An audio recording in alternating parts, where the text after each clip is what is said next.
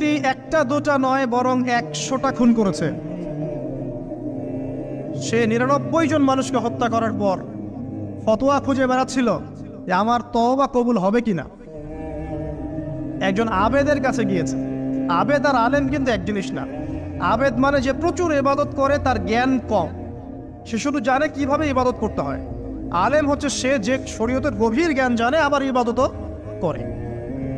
আবার যারা জ্ঞান আছে আমল নাই, সেও কিন্তু প্রকৃত আলেম না। প্রচুর জ্ঞান আছে কিন্তু জ্ঞান অনুযায়ী আমল করে না, সেও কিন্তু প্রকৃত আলেম নন।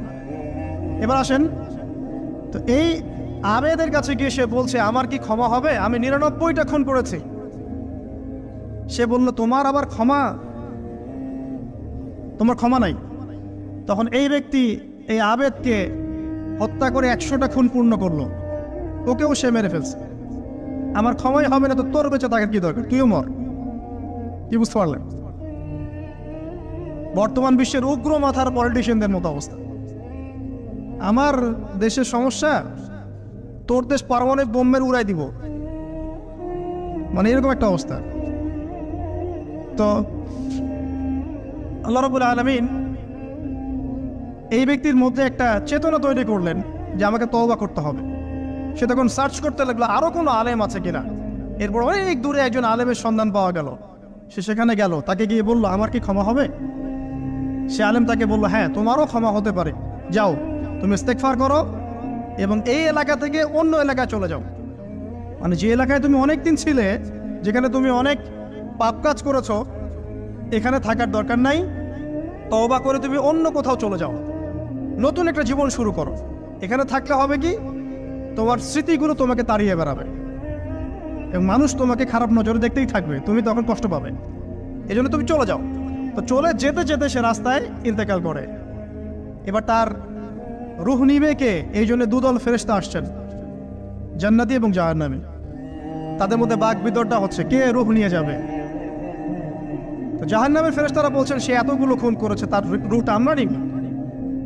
আর জান্নাতি ফেরেশতারা বলছেন না, সে তওবা করতে এসেছিল, অতএব সে আল্লাহর অভিমুখী হয়েছে, তার রূহটা আমরা নিব। আল্লাহ পাক এখানে একটা কৌশল করলেন। আল্লাহ পাক ফেরেশতাদেরকে বললেন তোমরা রাস্তাটাকে পরিমাপ করে দেখো, যেদিকে যাচ্ছিল তার পরিমাপ বেশি নাকি যেখান থেকে এসেছে ওর পরিমাণ বেশি। আল্লাহ পাক জমিনকে আদেশ করলেন হে জমিন তুমি প্রশস্ত হয়ে যাও। এবার পরিমাপ করে দেখা গেল সে তওবার দিকে আসছিল, এর পরিমাণটা বেশি। এই একটা কাজের ওসিলা আল্লাহ পাক তাকে মাফ করে দিলেন। মনে রাখবেন এটা মৌখিক বিষয় ছিল না, সে মন থেকে ভিতর থেকে কিন্তু সে আল্লাহর প্রতি অনুগত হয়েছিল। এই মনের বিষয়টা আল্লাহ ছাড়া কেউ জানে না।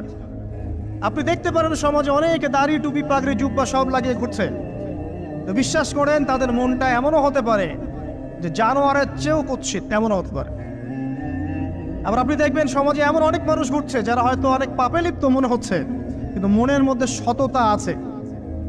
আর যার মনের মধ্যে সততা আছে আল্লাহ বা কোনো না কোনো দিন ইনশাআল্লাহ তাকে হেদায়েত দিবে। এটা আমরা আমাদের অভিজ্ঞতা থেকেও দেখেছি।